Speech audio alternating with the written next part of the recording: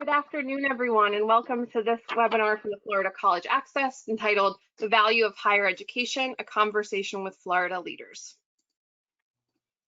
So I am your host today, Kimberly Lent from the Florida College Access Network. I am the Assistant Director for Research and Policy. If you need to contact me following the webinar, my email address is here. If you want to follow me on Twitter or tweet throughout the webinar, you can see me at @krlent. We have a really exciting panel today to help us make sense of some data that we put together through a survey with the Helios Education Foundation. So 3 really good leaders to help us think through what does higher education mean today in Florida. So the first is Alexis Robertson. She's a student at the University of South Florida, and she also serves as the Assistant Director for Diversity and Wellness for Student Government. Next, we have President Mark Rosenberg from Florida International University. And then finally, we have Mark Wilson, the President and CEO of the Florida Chamber of Commerce. You'll get to hear a little bit more about their backgrounds and their bio a little bit later before we head into our panel. So a few housekeeping items before we get started. You can submit your questions throughout the webinar, and we encourage you to do so because we'll have 10 to 15 minutes at the end of the webinar to address any questions from the audience. You can see them in the question box on the side of your panel, and we encourage you to engage with us on social media throughout this webinar. You can see us on Twitter at FL College Access. You can also use the hashtags FCAN and Florida and Talent Strong Florida. And then we also want to give love to our co-hosts for this webinar, the Helios Education Foundation. So you can tag them at Helios EDFDN. And the recording of this webinar will be made available within a week. So no need, you can share it with your friends, your family, your colleagues throughout the state. So we have a few new folks on the line today who may not be familiar with FCAN. So I want to give you a quick background of who we are and what we do.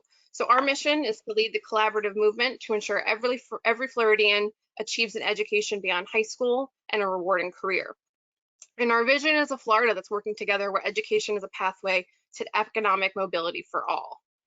And we accomplish this mission in 3 main ways. The first is through data and research. FCAN publishes research and data on evidence-based practices and policy opportunities to strengthen our talent pool.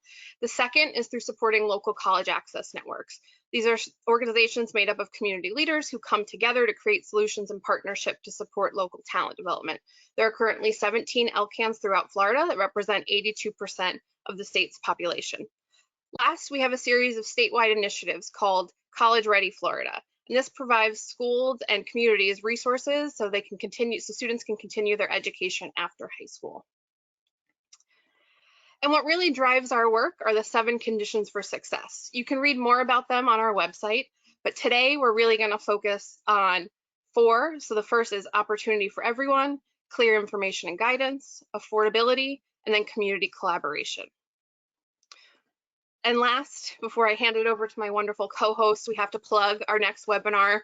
So as many of you might know, FCAN hosts usually 2 to 3 webinars a month. Our next webinar will be on the 24th. It will be called Financial Aid Updates and Special Circumstances, hosted by my colleague, Kathy McDonald. And this is part of a 4-part series called How Students Pay for College. And this will feature Carrie Warwick, Director for Advocacy and Policy at the National College Attainment Network, and then Daniel Barkowitz from the Assistant Vice President of Financial Aid and Veterans Affairs at Valencia College. And as always, you can subscribe to our mailing list to hear the latest and the greatest from FCAN. So at this time, I am so happy to introduce my co-host for today's webinar, Dr. Paul Peralt. He is the Vice President of Research and Evaluation at our partner organization, Helios Education Foundation. So Paul, I'm going to turn it over to you to talk a little bit about Helios. Thanks so much, Kimberly, and so glad to be here with everybody today. I wish we were in person, but it's great that we can be doing this webinar with everybody. Just a little bit of background about Helios as we step into this. Helios is driven by our fundamental beliefs in community, equity, investment, and partnership. Helios exists to transform opportunity for first generation, low income, and underrepresented students in both Florida and in Arizona. By empowering our partners, which is FCAN has been a great one of those, with resources, expertise, and community supports, together we strive to close the gap between individual potential and unlimited possibilities made possible through education.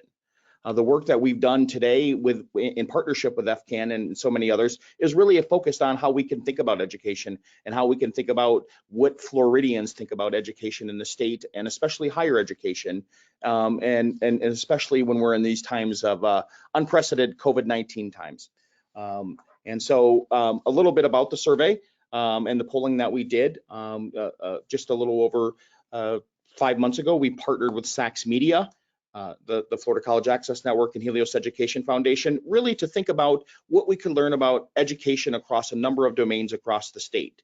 And in doing that work, we wanted to make sure that we were able to not just get overall feelings about perceptions of education, but we really wanted to understand what people from different parties were thinking, how things broke down differently when we disaggregated them by race, gender, ethnicity. We wanted to know what was different between rural and urban Florida. We wanted to know what was different based upon regions across the state. So whether you're in Orlando or Jacksonville or Tampa and Miami.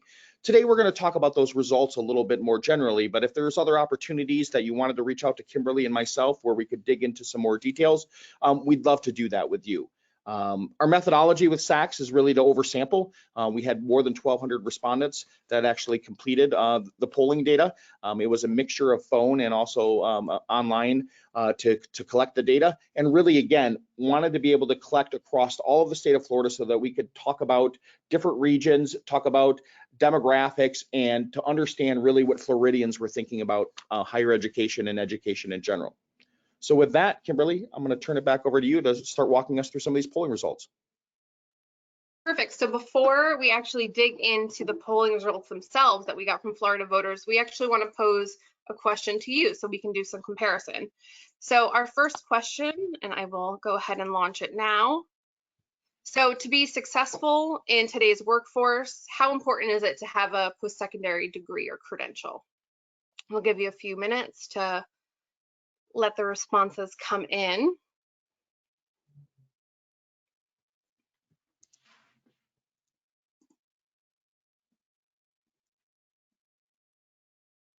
All right, one more second. All right. We'll close and share the results. So as you can see, in terms of, it seems like most people on the call think it's important. So that's good to know. So the 100% range from somewhat important to very important. So I'm going to go ahead and hide that. Moving on. So looking at what the voter survey that Paul mentioned earlier, even while our country's in the middle of a pandemic and economic recession, an overwhelming amount of Floridians still believe that a college degree or credential is important in today's workforce. And as Paul mentioned, we did a similar survey in 2017, and we were pleased to know that really hasn't changed much. So 88% in our recent survey said they believed it was at least somewhat important. So you all actually range higher than the regular average voter in Florida, and that compares to 87% in 2017. Also looking at the future workforce, a similar percentage believe it's just as important looking 5 to 10 years ahead in the future. The next thing that we wanted to know was the level of education. So we said that some degree or credential was important, but what level do these voters believe is important moving forward? So we asked 2 questions around this again. So for the average Floridian, how important, like we just mentioned, and then what level? So again, I'm going to open this up for a fun poll to gauge your interests to see where we're at. So launching the poll now. Hopefully y'all see it.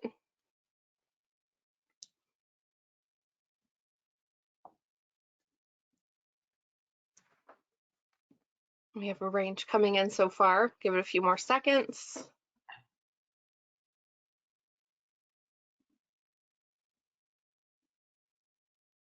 They're still coming in.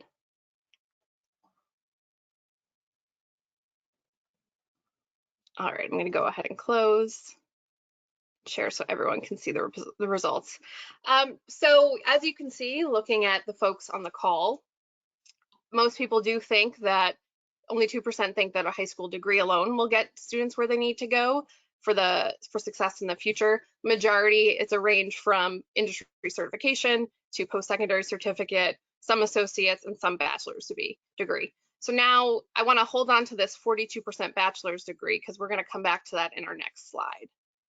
So I'll bring us back. So when we talked to Florida voters, here's what they had to think. When we looked at the specific degree, the majority, 54%, believed that a bachelor's degree or higher was actually the most essential degree to have in the workforce of the future. And this was very similar again to what we saw in 2017, 54% compared to 52% in 2017. One thing that we found particularly interesting is when we broke it down by race and ethnicity.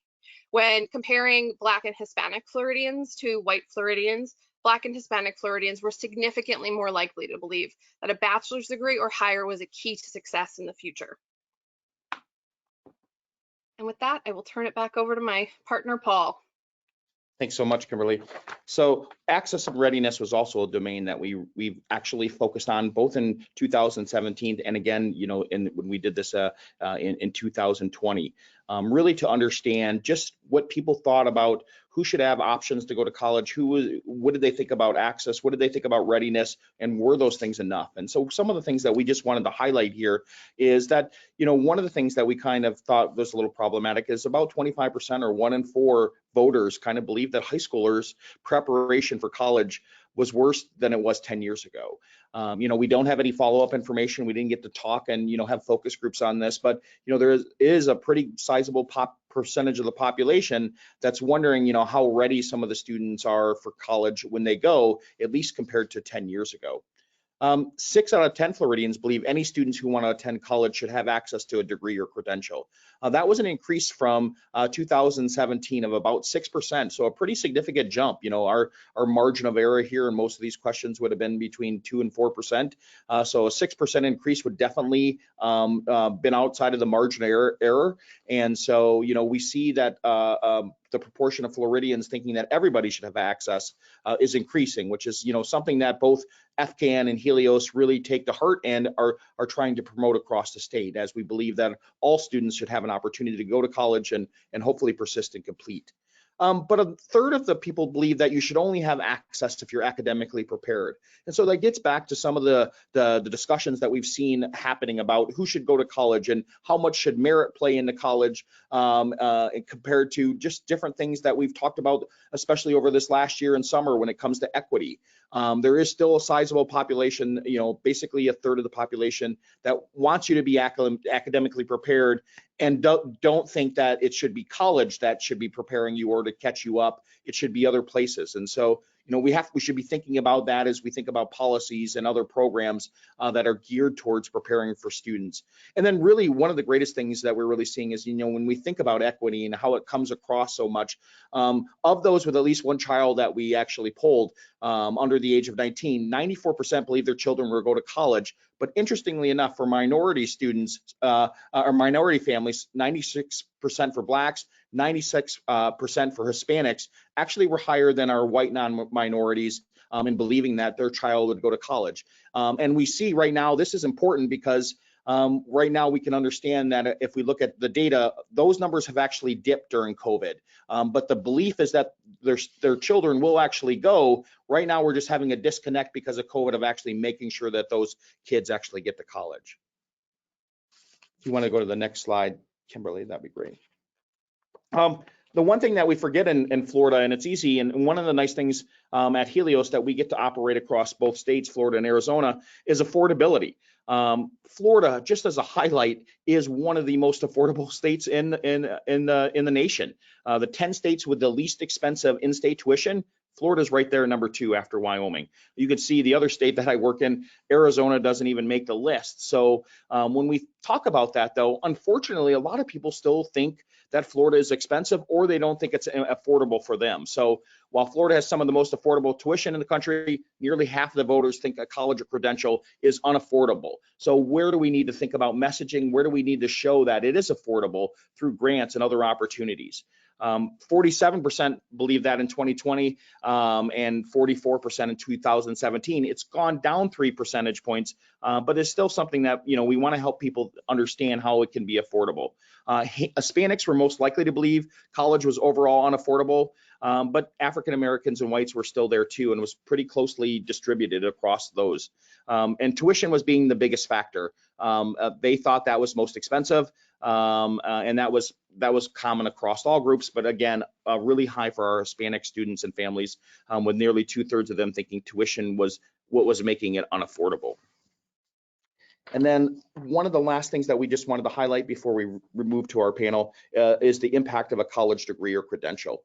So we asked a number of questions and focused on that domain. You actually talked about, what kind of degree was needed in the future and voted a little bit earlier. 79% believe the college degree or credential leads to a better economic and workforce outcomes. So nearly, 8 out of 10 people standing in front of you think that having that college degree is going to get you better outcomes, better opportunities. And then more Floridians believe a college degree or credential leads to a better quality of life.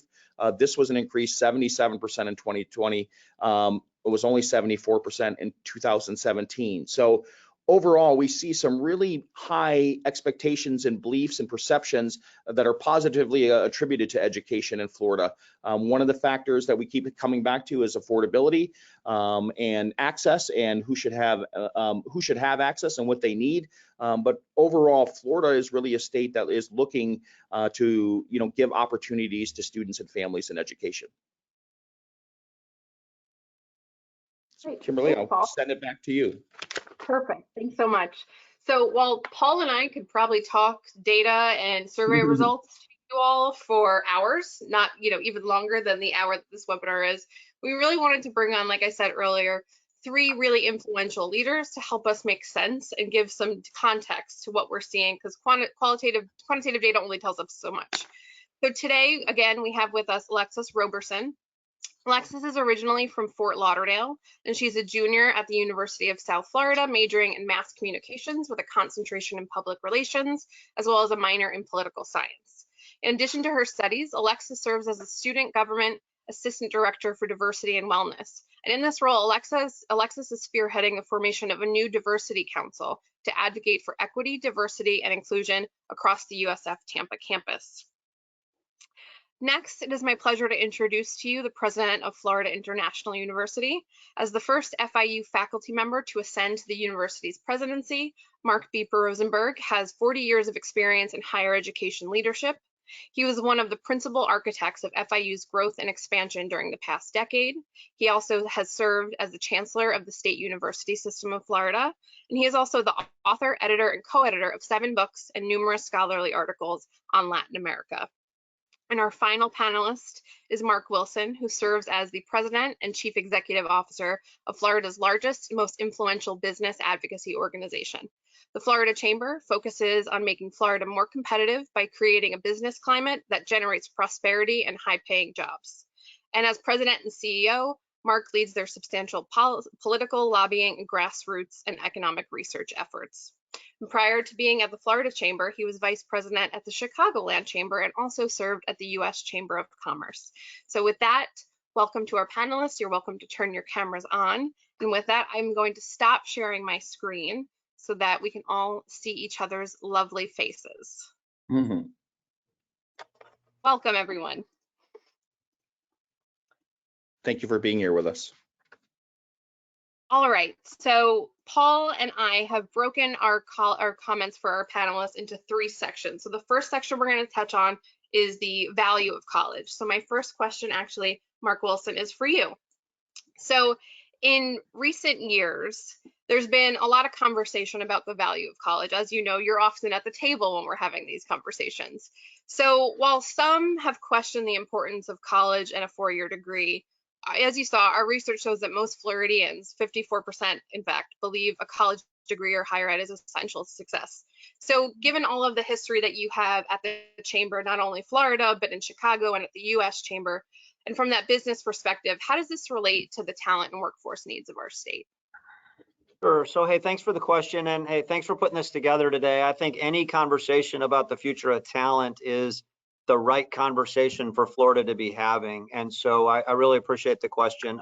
Let me say it to you this way. I think, look, higher education, advanced training, advanced degrees, certification, it is synonymous with what the future is all about. And I think the conversation about equity and equality of opportunity, you can't be serious about a conversation about the future of Florida unless it includes everyone having an opportunity at earned success, and that includes an opportunity at advanced degree and higher education. So I think just to set this conversation up, if you think about it, if Florida was a country, and Mark, I know you've done a lot of work in other countries at FIU. If Florida was a country, we would be the 17th largest economy in the world. And we're bigger than Saudi Arabia, for example, from a GDP standpoint. We want to be bigger than Mexico in 10 years. We want to be the 10th largest economy in the world in 10 years. That means for this conversation today, the business community needs to create 2 million new jobs in 10 years. And so this cannot be a discussion about, do we need university degrees or college degrees or technical degrees or high school diplomas or certifications or apprenticeships. The answer in Florida is an all of the above strategy. And we need to value a diesel mechanic as much as we do a nuclear engineer. And we need to value a teacher as much as we do a dentist. And so the reality of it is Florida has the 20th most diverse economy in the United States. And the truth is, if you have a degree right now and you make over $60,000 a year, you're better off today than you were when the COVID pandemic started. Nobody else can say that. And so we are creating a gap in this country. And I think advanced education, higher education, whether we're talking about certifications or degrees, it's the best way for people to be able to put themselves in a situation to better themselves going forward. I look forward to the equality conversation because, again, we can't have a serious discussion if we all don't agree. It's a non-starter if we don't have equal access for everyone who wants that opportunity. So I hope that gives a little perspective to the Florida opportunity and why the business community cares. Yeah, absolutely. That was wonderful, Mark. So my next question, to go to the actual education perspective now, is for President Rosenberg. So as we've said, we went over your bio. You served in so many roles throughout your career, from a professor to a provost, executive vice president to chancellor, and now president of Florida International University. And throughout that, it clearly shows your dedication to supporting students and building a strong higher ed system in Florida. So I'd like to ask you to reflect on your experience over the past 40 years in leadership, and how have you seen the value of higher education change? Well, first of all, thank you, Kimberly and Paul. Thank you, and to Helios and Eflon. I really appreciate it. And I appreciate being with Mark and Alexis, because really Mark has always been together with the chamber, understanding that we're not going to move forward as a state unless we're focused on finding ways to get our citizens more and better education. Alexis, the state of Florida has had a very, very positive trajectory in education, and I'm very optimistic for our future. But let me go backwards a second, if I could, just very quickly. Isn't it interesting that even that in the midst of the Civil War, Abraham Lincoln understood that universities would be key to the post-Civil War recovery. And he created the Morrill Act, which in 1862, even the height of the Civil War, which essentially established land grant institutions. And the notion that universities could be critical players in the manifest destiny, in the economic development, in the job creation of our country. And then if you fast forward, after World War II, the GI Bill, what an amazing statement about the positive role of higher education, that the federal government would be involved in, which really resulted in a major massification of access to higher education, particularly for returning veterans. Then look at the Bayh-Dole Act in 1980, which essentially called on universities to take an active role in funded research in innovations and in patents, recognizing that universities, could be major drivers of innovation and advancement and transformation in this country. And so therefore, there's really a steady line of understanding in our country about the progressive role of higher ed. Now, clearly, we live in a knowledge economy. It's the 21st century. Knowledge is driving job creation, prosperity, wealth creation.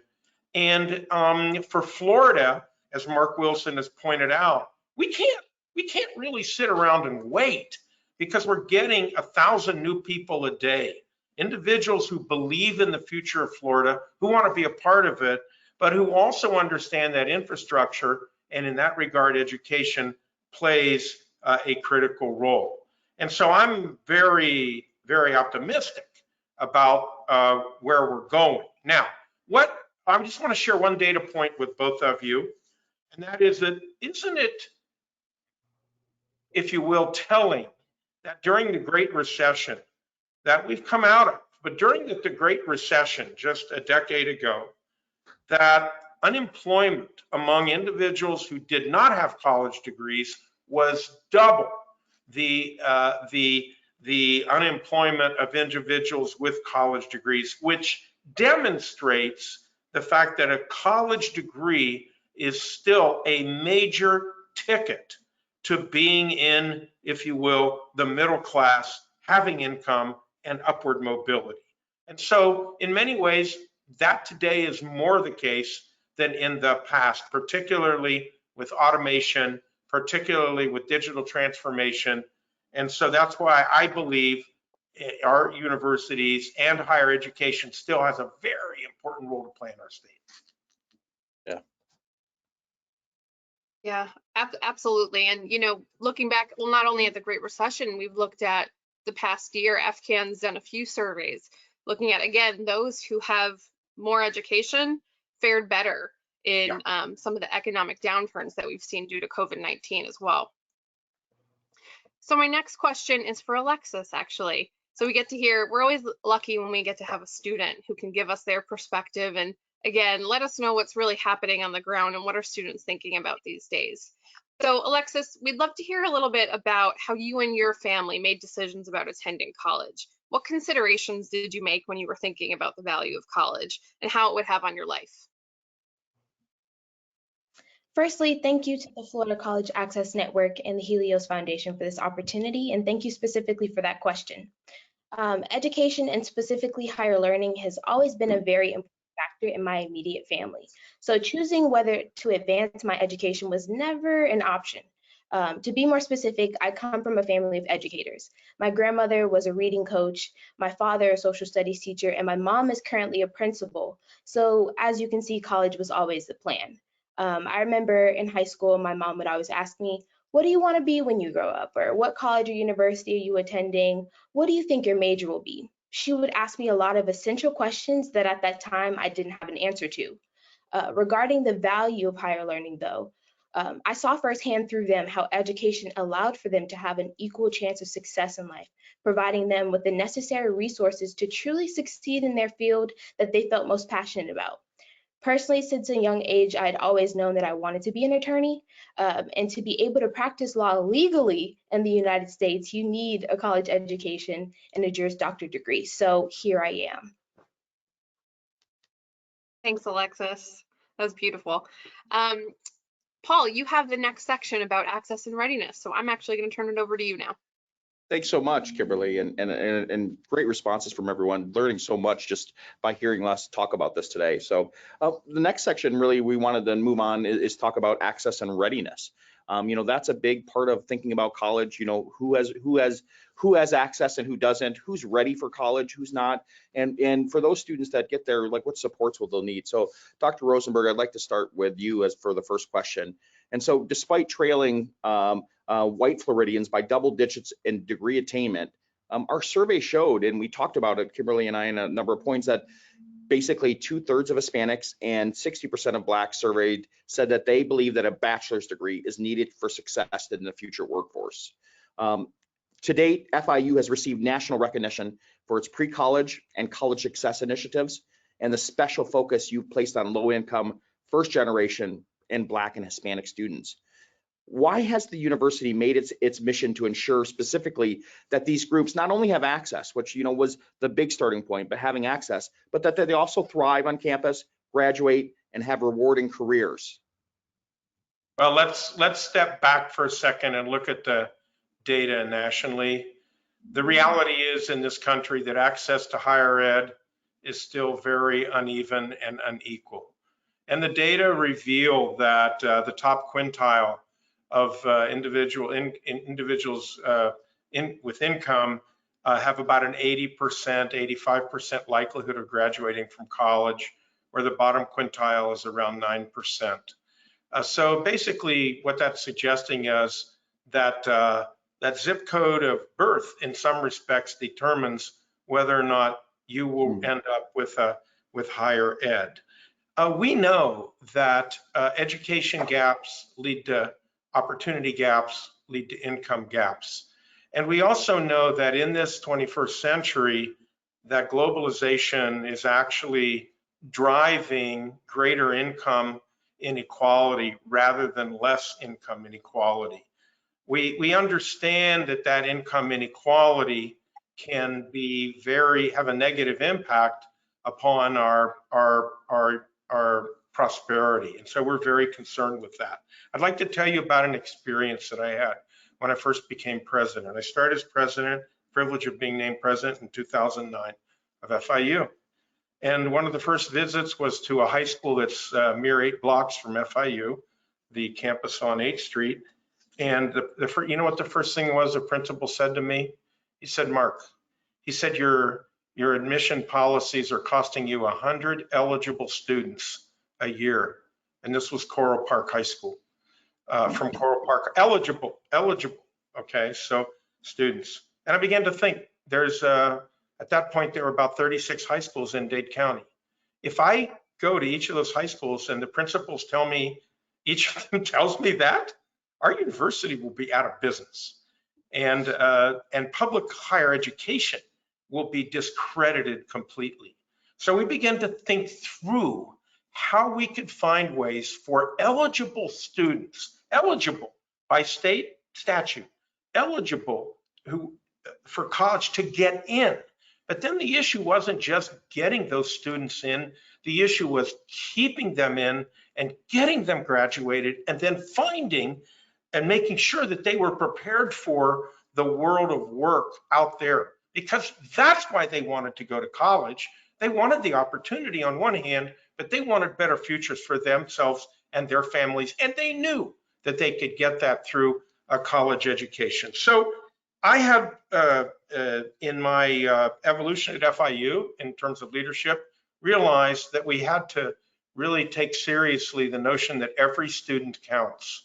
And so what we began to do was to place much greater emphasis on individual student challenges, even though we ended up growing. But that growth, frankly, enabled us to hire advisors, to spend a lot more time on the pathways that students were taking and the roadblocks that we had put up to those students being successful, whether it was the absence of financial support or the inability to get enough time with advisors or faculty members, or courses that we did not spend enough time thinking through in terms of how they were being prepared in high school. So we spent a serious amount of time examining student pathways. And I'm very proud to tell you that in part as a result, we're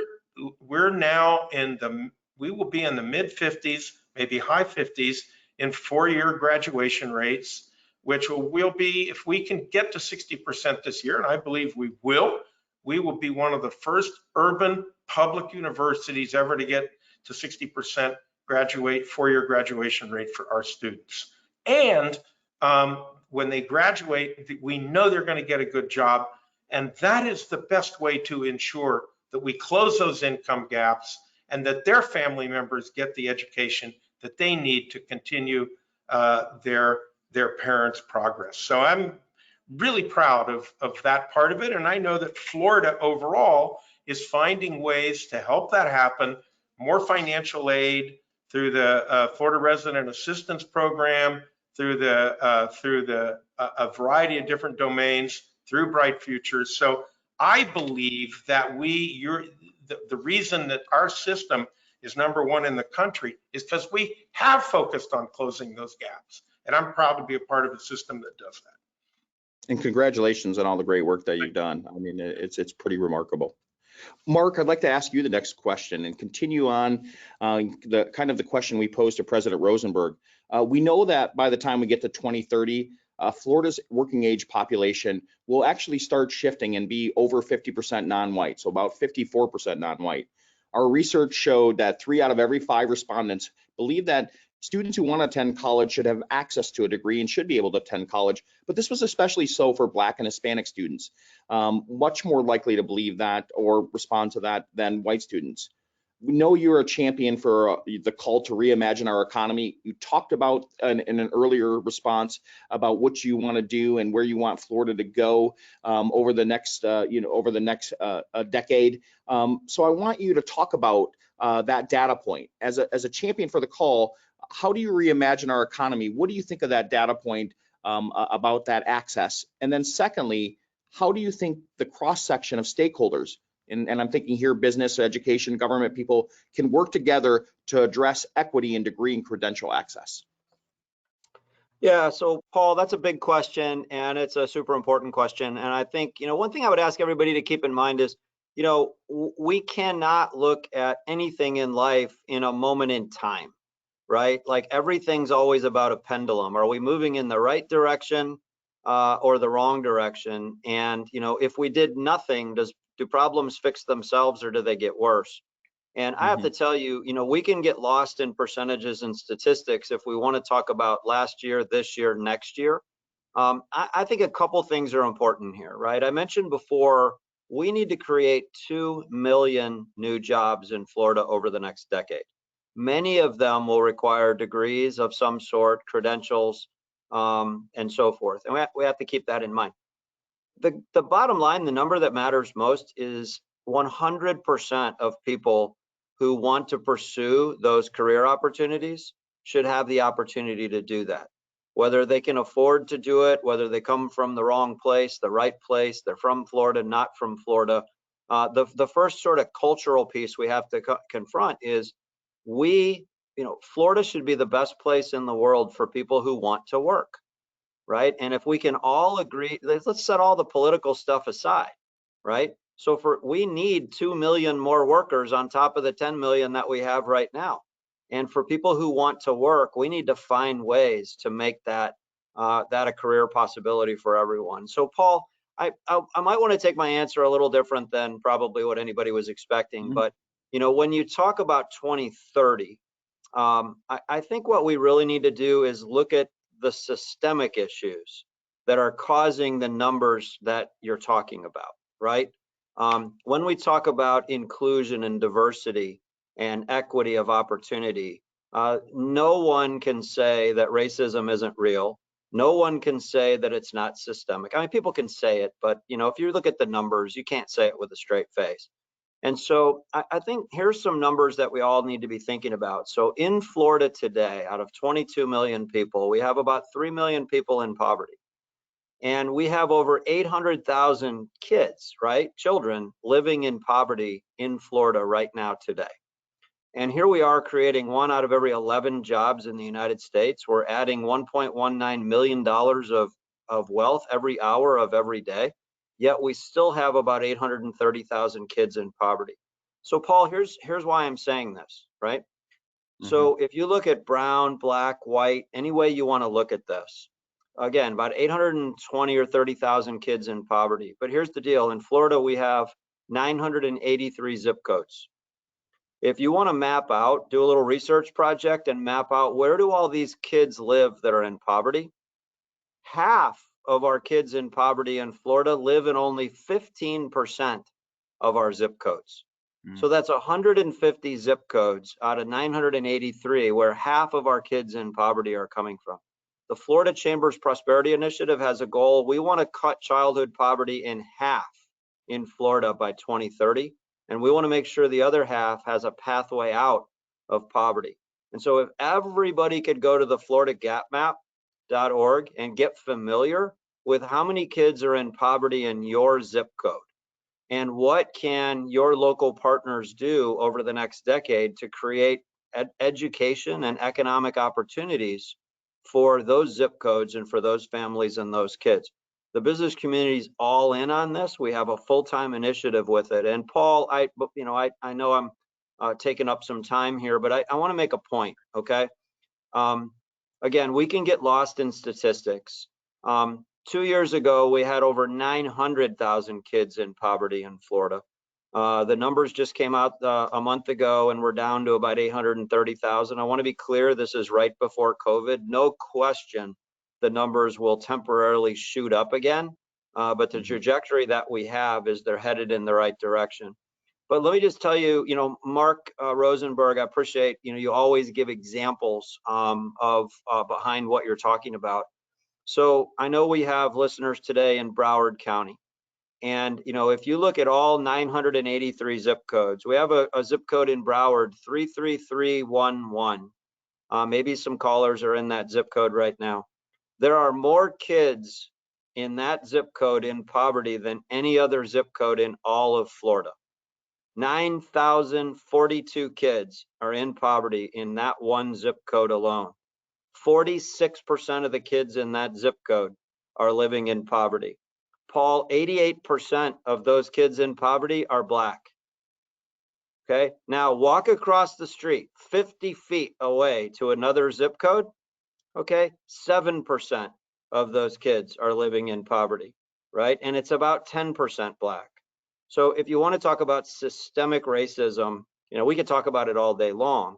What we need to do over the course of time is we need to say, okay, we're not going to put up with that anymore. We're going to go into every single zip code, right? Regardless of someone's situation, right? Whatever their background is. And we need to make sure that every single kid has a pathway to prosperity, whether they can afford it or not. And I think if that were the state policy, and we can put the stupid political stuff off to the side and say, look, we need 2 million more jobs. We got over 800,000 kids in poverty. We need to cut it in half. And we need to dispense with the BS of the political stuff. And we need to really get serious about what are the career opportunities and how do we make sure that people who want to work have every opportunity and access that they can. And colleges and universities are one of the pathways to make that happen. So anyway, sorry for the long background, but we happen to be pretty passionate about it. And anybody who wants to join us on that cause, it's got to be nonpartisan, and it's got to be, equal opportunity for everyone who wants to pursue the Florida opportunity. Yeah, and thanks, Mark. And really, it really comes through the passion that you have for equity and giving everybody an opportunity and really building out the Florida opportunity by building the economic opportunities within the state. So thank you for that response. Alexis, in our survey, we received mixed messages thinking about access and readiness when we asked about high school's preparation for college compared to 10 years ago. A majority said they believe preparation was about the same or better, but there was a big population or big proportion of the population that said it was actually worse than 10 years ago. I'm interested to hear about your preparation for life after high school. So I'll ask you in a couple different ways. Did you feel prepared for college? And what were some of the factors that helped you feel this way? Thank you again for that question. Academically prepared, yes. Financially prepared, yes. Socially prepared, not so much. Regarding academics and the rigorous classes that came with attending college, it was a normal experience for me. I attended Pompano Beach High School, the public school in Broward County that prided itself in the academic success of their students. They have an international affairs with information technology magnet program that focuses on a variety of different sectors such as computer science, digital video technology, international business, and many more. These programs programs, in addition to AP classes and dual enrollment classes, provided me with all the academic resources and discipline that I needed to succeed in college. Regarding the financial burden of a college education, the preparation of that came mostly from my mother. She assisted me with researching an abundance of scholarships locally, regionally, nationally. I think I may have applied for over 1,000 scholarships, but I'm thankful for that preparation, as I was able to come to USF with scholarship money already in my pocket. In addition, my school held free ACT and SAT standardized testing training, which allowed me to ensure that I had a qualifying score to receive the Bright Future Scholarship, which would pay for your college tuition. So I would say overall, I was pretty prepared for college. Yeah, and having the opportunities and some of the scholarship opportunities that Florida helped you as well. So fantastic. Well, our last section that we want to talk about is the impact of college degree. And so Kimberly, why don't I turn it back over to you to ask Mark a question? Perfect. So back to Mark Wilson. You talked a lot about this in your last question, actually, about how higher education impacts more than just a degree and the job that you have. So we know on average, degree holders earn more each year. They're more likely to own a home. They have steady employment, remain out of poverty, like you said, and be engaged in their communities. So I'm wondering, along with the Chamber FCAN champions the Sail to 60 goal for Florida for 60% of working age Floridians to hold a high quality degree or credential by 2030. What do you think it'll mean for Florida and our residents if we meet that goal? Yeah, so again, I think it all goes back to, what's the bigger conversation that we all can have, right? And if can you imagine if 22 million Floridians knew that if we were a country, we would be the 17th largest economy in the world? And can you imagine if 22 million Floridian, they think we're tourism, agriculture, and construction. And it's true that we are. But the reality of it is we're the 20th most diverse economy in the United States, and we're on our way to being top 12 in 10 years. You cannot be a leader in R&D. You cannot be a leader in venture capital. You cannot be a leader in innovation, and you damn sure cannot be a leader in talent development if we don't have the best universities and colleges in the United States.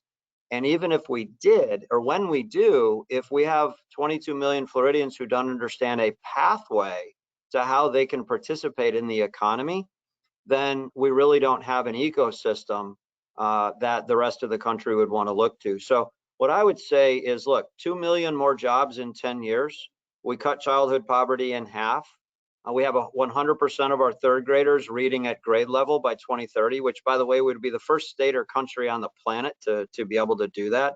All of this leads to a better educated workforce, and a better educated workforce that meets the talent needs of employers means we grow the economy. So again, if we had 22 million residents who knew that all of our common goal is how do we become the 10th largest economy in the world in 10 years, then all of us would be on the same page about equality of opportunity in zip codes, about the value of investing in our universities and our colleges and our technical centers.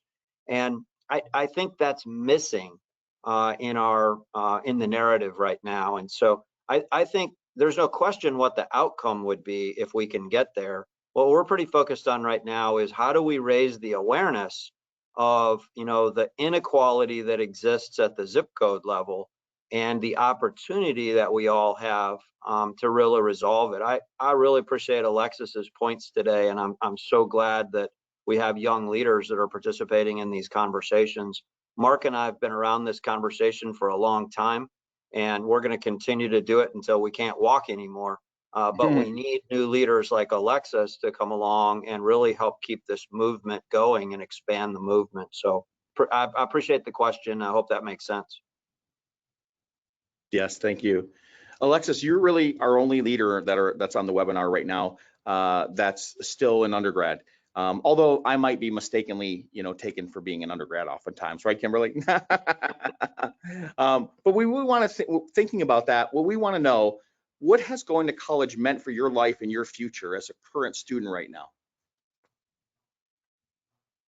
Well, I can say being here at USF and serving in the leadership capacities that I currently have has truly connected me with my purpose. It's allowed me to explore different opportunities and understand myself more and what I am personally passionate about. It's taught me that the unknown of the future is a scary thing, but also exciting, as it allows for me to create and control my own destiny. Regarding my future here at USF, I know that I have established connections and networking opportunities that will assist me in my professional advancement in the future, whether that's going to law school or going into a master's program. I would say the impact that it's had on my peers has been the same. Acquiring your degree is never an easy journey. It requires discipline and focus on your studies. And I think it's safe to say that we have all experienced academic hardships, whether it's pulling an all-nighter to study for an exam or maybe possibly not passing that exam. But that's okay, because at the end of the day, I know that I have the resources and I have the opportunity that will ensure that I succeed in my occupation or in my aspiration to become an attorney in the future. Thank you so much, Alexis. Yeah, thanks, Alexis. So our final questions, our question before we open it up to the audience is for President Rosenberg. So President Rosenberg, many of us on this webinar have heard you speak about the empowering effect of higher education, and you yourself are a proud first-generation student. So from your personal experience, how has college transformed your life, and are you seeing similar impacts on today's generation of college students? And I know you want to talk a little bit about some of the students that have come through your career, so I'm actually going to go back to sharing my screen. Thank you. Well, I'm blessed because I was able to get a college education, first generation in our family, and got multiple degrees. I'm in awe of education, and really I'm living a dream even as president. But I can tell you that I live that dream today through thousands of students in the state university system that I've worked with as chancellor, and now as president of FIU. Day by day on an individual basis. And I want to tell you just two quick stories. I do want to, before I do that, I do want to commend Mark Wilson for the data that he's used. And it's actually because we have high expectations for our communities that we want them to get college degrees. And we're not settling for low access. We're trying to drive it up because of those high expectations, regardless of zip code or regardless of race or ethnicity. And that's really what Mark is saying, and I think that's so commendable. So I do want to thank him. But let me tell you about two students that I'm particularly proud of. They're graduates now. Vanessa Morales is a young lady who, as a junior, was living in the parking lot, living in her car, and was found by our police in our parking lot at the main campus. Vanessa Morales didn't really, she would shower in the rec center. Nobody really knew she was homeless. She didn't really know what to do, but she knows she needed a college education. And we found, we have a program called Fostering Panther Pride. In this country, less than 2% of homeless kids or foster kids get a college education. That's really unconscionable. And the number, that percentage really isn't much higher in Florida.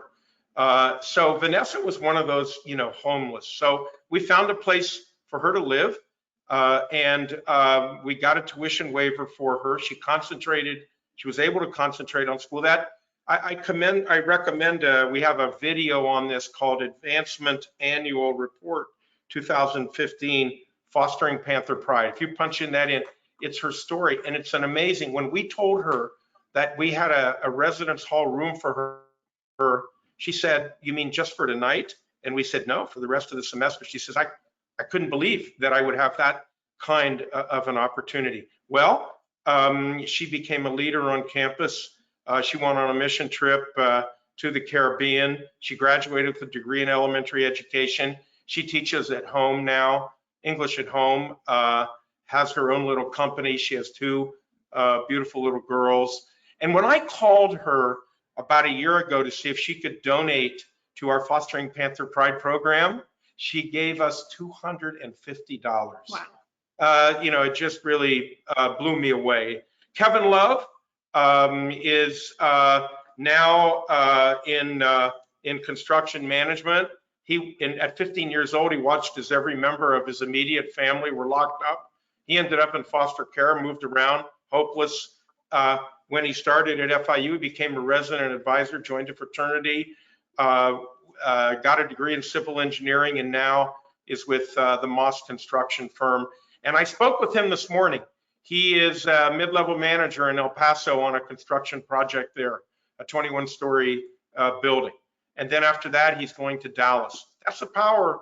That's the power of education and higher education. And what really makes me, excited is that those of us in education, we have meaningful work in Florida. Meaningful work. There is so much to do, as Mark Wilson has pointed out, and as Alexis has pointed out. But we got meaningful work, and there's no place that many of us would rather be than right here doing it. So thank you so much. No, thank you. And I'm so glad that you were able to bring student stories. So President Rosenberg did mention there is a video with Vanessa's story. So when we send out the recording and the slides, there's actually a link on the previous slide that you can click there and you can hear Vanessa's story in her own words. So with that, that concludes our formal questions. We have 4 minutes left, so we might have time, I think, for one question. So I will stop sharing my screen. We have gotten a lot of congratulations to both Mark Wilson, Alexis, and President Rosenberg, commending you on all the work that you're doing. So glad that you were here to share your stories.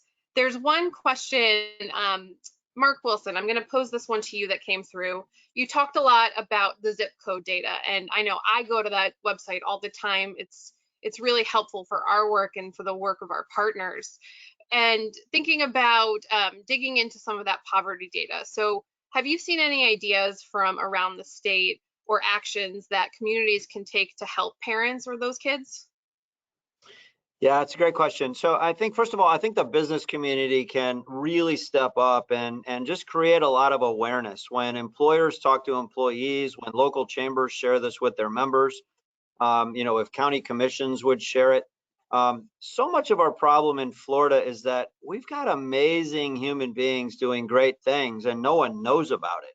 It's like Mark Rosenberg mentioned, for 3 years in a row, U.S. News and World Report has said we have the #1 rated colleges and universities. You know who doesn't know that? People who live in Florida, right? And so if the legislature knew it, if voters knew it, if employers knew it, we could celebrate it and we can say, wow, we're #1. What can we do to build off of that? So I guess my answer to that question would be, I think that awareness is the answer to so much of this.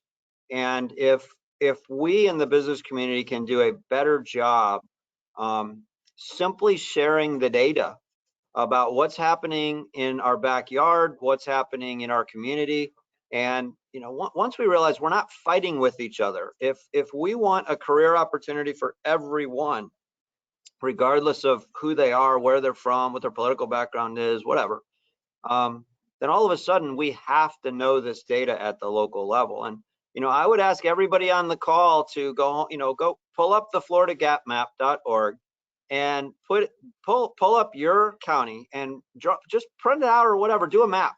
Put wherever you live, your apartment, your condo, your house, and then put wherever your grocery store is and wherever your workplace is. And just draw a little map. What's your route to work?